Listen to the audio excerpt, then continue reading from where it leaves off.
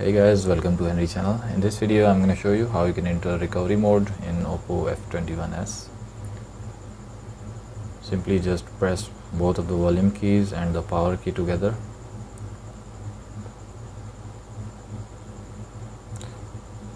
And tap on power off. Once your phone is turned off, hold the volume down key and the power button together.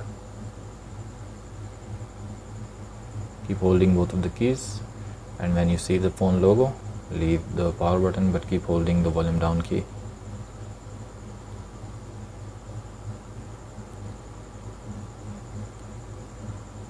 And now select your language from here. And that's it guys, now your phone is in recovery mode. From here you can power off, reboot, or simply just wipe your phone's data, which will reset your phone. So guys, that's all in this video. Make sure to sub the channel and leave a thumbs up. Bye for now.